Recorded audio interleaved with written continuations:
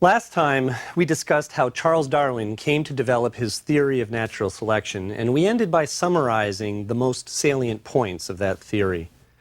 Let me remind you that Darwin's main contribution was not to establish that evolution occurs. I mean, he helped in that regard, but instead to propose natural selection as a mechanism by which evolution could occur.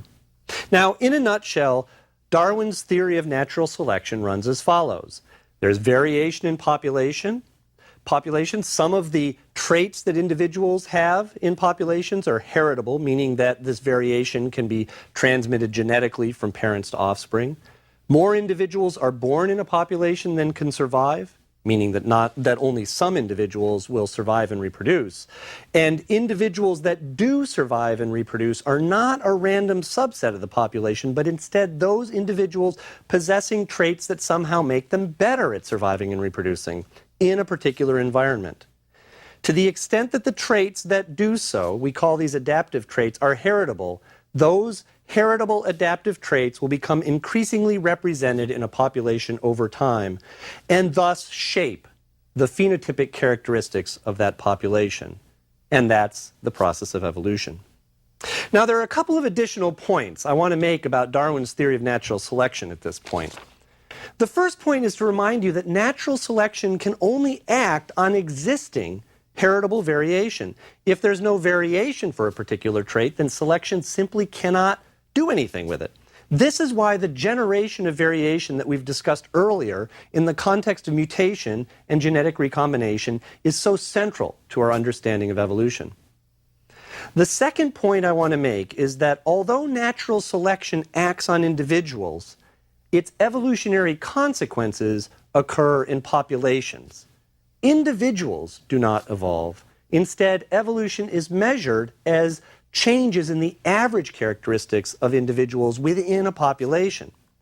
Thus, as we begin to talk about evolution and evolutionary mechanisms, we're really making another transition in the hierarchy of biological organization that I introduced at the beginning of the course. A transition from the level of individual organisms, which is the level at which we were discussing Mendelian genetics, to the level of populations of organisms. And it's this point that brings us to today's lecture, in which we're going to look at some examples that illustrate how evolution occurs in populations. Now, we call natural selection a theory, but it's a testable theory, and it's been tested many times. Darwin, in fact, when he proposed the theory, really could only turn to examples of artificial selection, the breeding of domesticated plants and animals, where the selective agent was the breeder, not the environment. Since Darwin's time, however, natural selection has been demonstrated to occur in many, many cases, actually well-documented examples, both in wild populations and in laboratory populations under more controlled circumstances. In this lecture, we're going to take a closer look at a couple of examples in order to better understand how natural selection works. Now, the first example I'll use is a famous one. Actually, it may even be called an infamous one, which involves a small moth living in England, the English peppered moth, with the scientific name Biston bicellaria. This example is notable not because it offers definitive proof for natural selection occurring, as we'll see the direct evidence for this in this case is incomplete, but instead because it was the first widely publicized of natural selection occurring in a wild population over a relatively short time scale, as opposed to being inferred from long-term patterns occurring over a geological time scale. It also provides a good example for illustrating some of the key tenets of natural selection. Well, butterfly collectors are quite a zealous group of natural historians. For literally hundreds of years, professional and amateur entomologists have collected hundreds of thousands, if not millions, of specimens of butterflies and moths from all over the world in order to document variation within populations, between populations, among species, and so forth. As a result, the natural history museums of the world are literally stuffed, filled to the brim, with collections that illustrate various patterns of variation in the phenotypes of butterflies and moths, and many other organisms as well. So, in the case of Biston bicellaria, there's an extensive museum collection that extends back over 150 years or more of the occurrence of this moth in England. Now, if you look specifically at the collection of this species that were made near Manchester, England, you'll notice an interesting thing.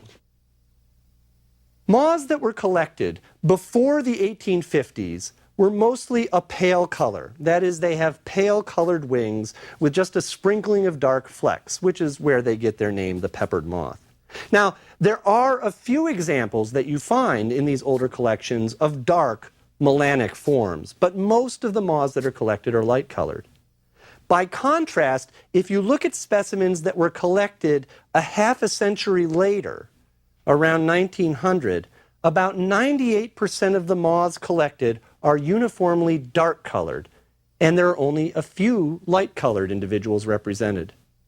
So, the typical wing color phenotype in the population of this moth found around Manchester, England, shifted dramatically from mostly light individuals to mostly dark individuals over a 50-year period. Now, it's well established that wing color is a heritable trait in butterflies and moths. Therefore, the historical change in wing color observed in this population may be consistent with a hypothesis that the shift represents an evolutionary change. Interestingly, this transformation from the 1850s to the early part of the 20th century occurred during Darwin's lifetime. But he never knew about it, of course, and in fact, Darwin himself even despaired as to whether one could ever document in a natural population the phenomenon of natural selection. Now, if this change in wing color is an evolutionary transformation, then based on what we know so far, we would expect that natural selection must be acting on these individuals because of their wing color. How might natural selection act in this way? Well, it was in the mid-1950s when an English physician named H.B.D. Kettlewell proposed the following idea. He noticed that the change in moth coloration correlated with the onset of the Industrial Revolution in England. This was a time when coal burning around industrial centers like Manchester produced enormous amount of soot, and this soot settled on everything. Now, the peppered moth is a night-flying moth, and it usually spends the whole day resting on tree trunks. Normally, in the English countryside, these tree trunks that the moth would settle on are covered with light-colored lichens. Well, what Kettlewell suggested was that the tree trunks around Manchester, England, because they became soot-covered, and indeed they did, we can document this, had become considerably darker. Now, what's natural selection doing here? Kettlewell argued that visual predators, such as birds, were hunting these moths during the day. Moths were light-colored, he argued, because when they rested on light-colored lichens, they were cryptic. They couldn't be seen. But what happened when the bark turned dark because of soot was that the light-colored individuals now stood out like a sore thumb, and they were easily found by predators. On the other hand, those few dark-colored individuals that occurred would do much better because their dark coloration would fit in with the now dark background on which they were alighting. So, Kettlewell proposed that natural selection was acting on wing color because of the actions of visual predators that were able to find these individual moths depending on their contrast with their environment. This is a testable hypothesis. Well, in theory, it's a testable hypothesis. I mean, it's a little bit hard to test this, but Kettlewell tried to test it the following way. What he did was he took an equal number of dark-colored and light-colored moths and released them into two kinds of woods. He would release an equal number of dark-colored and light-colored moths into woods that were still darkened with soot. And then he would ask which of the moths got eaten more. And when he did this, he reported, he found out that, as he would have expected, the light-colored moths were the ones that were getting eaten because the dark-colored moths were cryptic. Now, if he took the same number of light and dark-colored moths and he put them instead in a forest that was more distant from Manchester, where the bark was still light-colored, he'd get the opposite effect. In this case, the dark-colored moths would stand out in the background, and the birds would find them and eat them much more than the light-colored moths. Now, the results of Kettlewell's experiments are consistent with the idea that natural selection, caused by visual predators hunting these animals as they are trying to hide during the day, natural selection is acting on wing color such that over time, as the bark became darker, the darker individuals were favored. and therefore left more offspring, which carried alleles for the dark coloration, and dark coloration spread through the population. Now, this example of the peppered moth is a famous one because at the time it was published, it was considered to be the first conclusively demonstrated example of natural selection occurring in a wild population.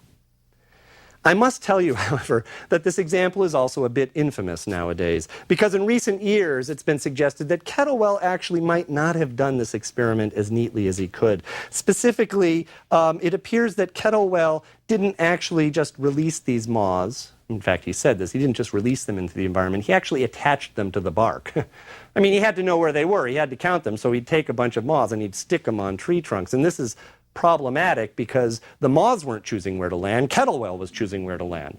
So a number of people have argued that this was a very poorly conducted experiment and argued that, in fact, Kettlewell at the time overinterpreted his results, specifically because he and the geneticists who were interested in his work really wanted to support natural selection. In fact, one leading evolutionary biologist now has quipped that Kettlewell's work could never be published today. Certainly, his experiment isn't conclusive evidence that natural selection occurred in this population, but I still think this is a useful example if you just allow me to assume that selection is acting this way, because it illustrates some important points about how selection does act. And those points are what I want to address now. The first point illustrated here is the requirement that there must be heritable variation.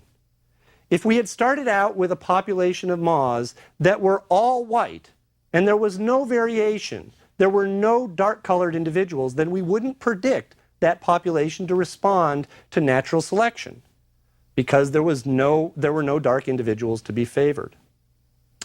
The second point I want to make concerns our interpretation of how natural selection acted on these moths, if indeed it did, as Kettlewell proposed.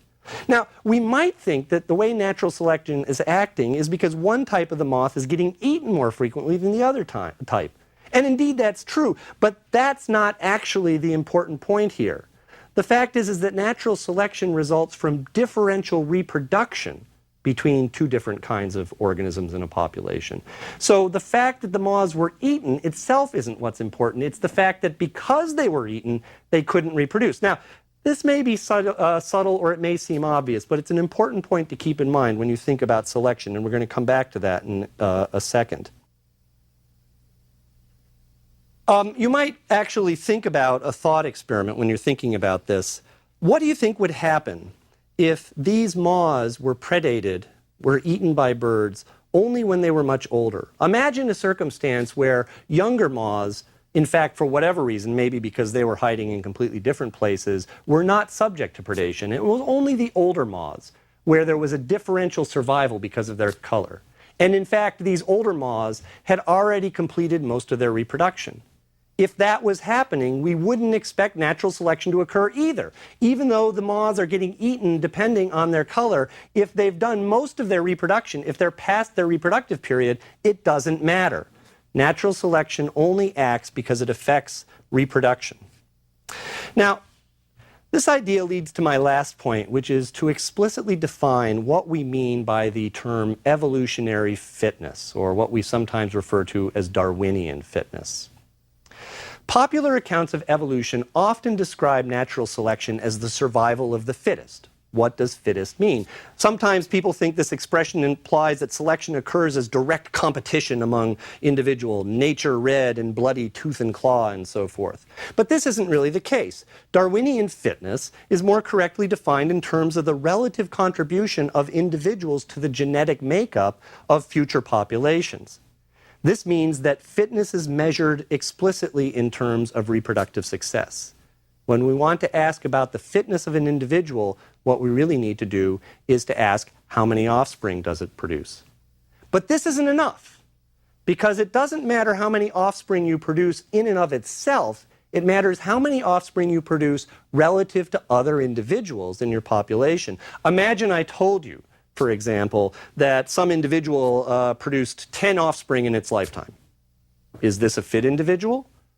Well, I mean, it depends. It depends on what the other individuals of the population are doing. If we're talking about an albatross, where most individuals only produce a few offspring in their whole lifetime, then this would be a very fit individual because it's producing a lot more than a few. If we're talking about a Drosophila fruit fly, which can produce hundreds of individuals in just one breeding event, then we're talking about a fairly unfit individual. My point is that it's necessary to define fitness in terms of relative reproductive success relative to other individuals in the population. But we still have to make one more addition to our definition of fitness to explicitly include the role of the environment. Fitness is not an intrinsic property of an individual, or even of an individual within a population. Instead, it's a property of the individual in a particular environment. Remember back to Kettlewell's moth example. The dark-colored moths did better if the tree trunks were dark-colored, whereas the white-colored moths did better if the tree trunks were light-colored. It wasn't that dark was inherently better than light in and of itself. It was only that dark might be better than light in a given environment. So this means that what we have to do is define Darwinian fitness in terms of relative reproductive success in a given environment.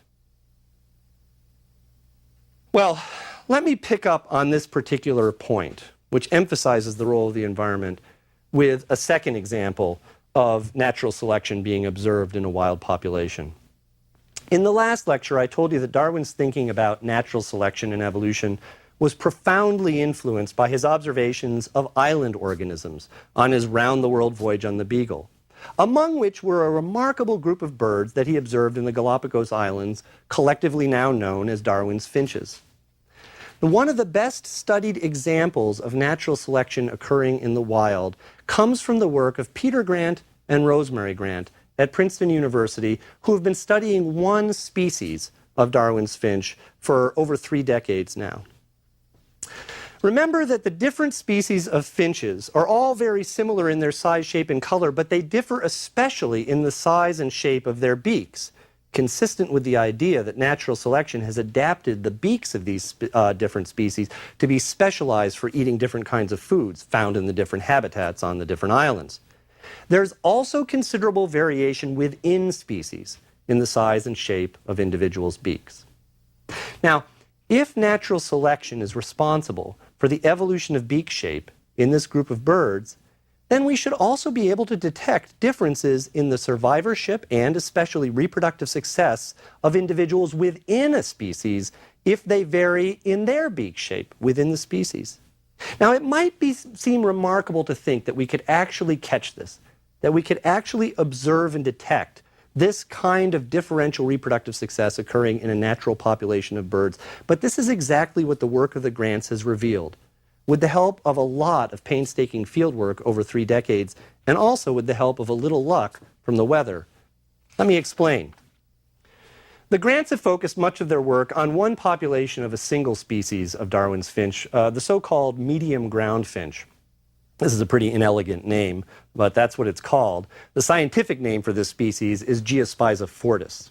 Now, the population of this finch that the Grants have studied is ideal for this kind of long-term study of populations because it occurs on a relatively small island, and the population size never gets above about 1,000 individuals. This makes it possible to capture and mark and measure almost every bird in the population. Now, like many of the Darwin's finches, the medium ground finch's diet consists primarily of seeds, which it cracks open with its beaks. The Grants and many of their students and other researchers now have shown that both within this particular species, as well as you would expect across different species of seed-eating finch, the size of the beak actually corresponds to the size and the hardness of the seeds that they usually eat, with larger beaks corresponding to larger, harder seeds, as you might predict. Now, within the population of the medium ground finch that the Grants have been studying, there is considerable variation in beak size. Most individuals have sort of average-sized beaks. These beaks would be, if you measured them from the top to the bottom, about 9.5 millimeters deep. Depth is what is often measured when you're measuring beak sizes in birds because it's a convenient measure of the overall size of the structure. Some birds in the population, however, have beaks with depths as large as 13 or 14 millimeters, and other individuals have beaks with depths that are as small as only 6 or 7 millimeters. In other words, there's actually about a twofold difference in the variation of the beak size in this population of finches. Now, the other thing that the Grants were interested in understanding as they were looking at this population in detail was whether this variation in beak size was heritable. In the case of the moth wing color trait we just discussed, it had been established for many years that this was heritable, but beak size is a little more subtle, and you can imagine that many factors, both genetic factors and environmental factors, could contribute to the size of an individual's beak. So it's difficult to determine easily how heritable this size is. But it's possible, and it's possible to do this by statistically comparing related individuals if you have a large enough sample through a formal process called heritability analysis. I mean, in a nutshell, what heritability analysis is asking is whether there is a correlation, in spite of all of the variation that might exist in the population, between, say, fathers and sons. And if you have a large enough sample, you can actually determine how much of that correlation could be due to genetic heritability. I won't go into the details other than to say that when the Grants did this with their rather large sample, they did find that beak size is heritable in these medium ground finches. So the evidence all points to the possibility that natural selection may be occurring on beak shape as an adaptation for feeding in this group, in particular with the size of the beak being adaptive for the size of the seeds being eaten. This is similar to the inference we made for the English moth, that selection, the English peppered moth, that selection may be acting. How could the Grants actually test this? This is where a bit of serendipity and bad weather came into play. In 1977, after the Grants had been studying this population for a number of years, there was a severe drought in the Galapagos brought on by an El Nino weather pattern.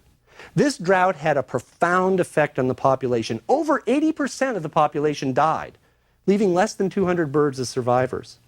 Now, the reason for this decrease in population size clearly was because the finches didn't have enough food to eat. Specifically, the drought caused many of the plants that produce the seeds they normally eat to cease flowering. And for a year or so, the plants didn't flower, they didn't produce seeds, and the finches simply didn't have enough to eat. In fact, many emaciated dead birds were found at this time, consistent with the idea that they had simply starved to death.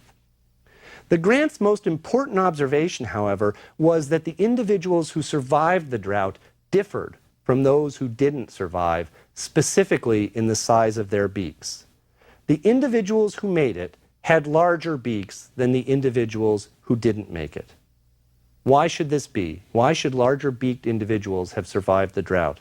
The reason is because the type of seed produced that were available for these individual or for this population to eat also were affected differentially by the drought. Specifically, one kind of plant proved to be drought resistant and thus did flower and produce some seeds. But this plant produced very large and hard seeds. So the food that was available were all larger, harder seeds that only the birds with larger beaks were able to eat efficiently. Following this drought in 1977, the distribution of beak size in this population of medium ground finches shifted dramatically so that the average individual in a couple of years had a much larger beak than the average individual had had before the drought. In other words, the selection brought on by this drought had changed the population's mean characteristics, had caused evolution to occur specifically for beak shape. Now, the 1977 drought, it turns out, wasn't a unique event. The Galapagos are subject to periodic droughts and also wet spells brought on by El Nino-like events. And these rainfall differences have occurred on a semi-regular basis every several years after the original drought that the Grants observed. And in general, what they've found is that following a drought, when there are more hard, large seeds available, the population's mean beak size will shift to larger sizes. Following a wet year, however, when a lot of small, soft seeds are produced, the population will have its mean beak size actually shift back down. So selection is pushing the characteristics of this population one way or another in a way that's predicted by the particular adaptation of beak morphology to feeding ecology in this population of birds. Okay, so now we've looked at a couple of examples of natural selection occurring in wild populations of organisms.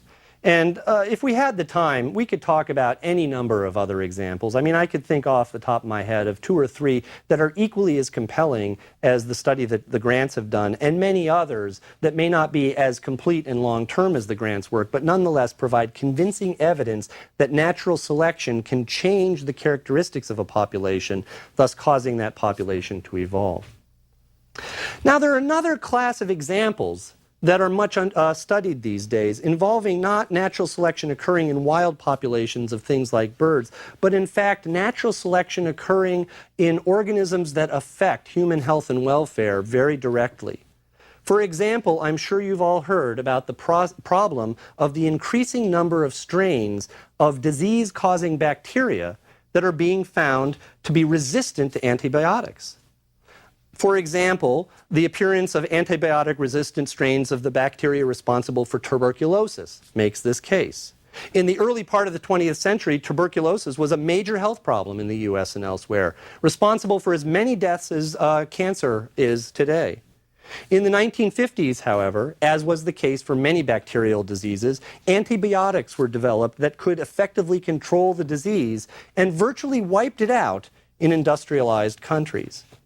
Antibiotics, by the way, are just any number of agents, usually natural products, that are used to treat bacterial disease by directly killing the disease-causing organism itself. Then, in the 1980s, there were an increasing number of tuberculosis cases reported. And what was most troubling about these cases is that the patients who had the disease were not responding to the antibiotics that had previously been effective. Presumably, what had happened was that the disease-causing bacteria, the tuberculosis bacteria itself, had somehow evolved to become resistant to the antibiotic. How could that have worked? Well, here's how it works. When you take antibiotics to rid yourself of some bacterial disease, you're essentially potentially performing a natural selection experiment in your own body. The point of the antibiotics is to kill the disease-causing organisms. But let's say you don't get them all. Let's say that there are a few bacteria that are left. Now, what's going to happen is you might feel better. Most of the bacteria are dead. You no longer have the disease as far as you're concerned, but some of those bacteria remain alive in your body. Which bacteria have survived the antibiotic? The ones that happen to, by chance, have some traits that made them more resistant to the effects of that antibiotic. So if these bacteria then survive and reproduce, the population trait for resistance to that antibiotic will increase, and the bacteria will have evolved some degree of resistance. This, by the way, is why physicians tell us to completely finish any course of antibiotics we're given. The point is to kill every single bacterial cell, not most of them. Because if you only kill most of them, you're performing natural selection on the bacterial population and encouraging the evolution of antibiotic resistance. We face similar problems, actually, with the evolution of pesticide-resistant insects. It's the same thing. If we use a pesticide that kills most but not all of a particular pest species, the individuals that remain will be those that happen to have traits that made them more resistant to the pesticide. And natural selection, again, will lead to the evolution of pesticide resistance in that species. An astonishing, perhaps frightening number of pesticide-resistant strains of pest insects have evolved this way in the last several decades. In fact, by some estimates, most individuals across the world for some species of pest insect carry some genes for resistance to common pesticides that evolved long ago and have spread throughout the entire species. Well, now that we've looked at some examples of natural selection, we're in a good position to develop more completely our understanding of how populations evolve over time. To do that, we have to begin to understand how we can model changes in the genetic makeup of a population, or what we'll call a gene pool. And that's the subject we'll turn to in the next lecture.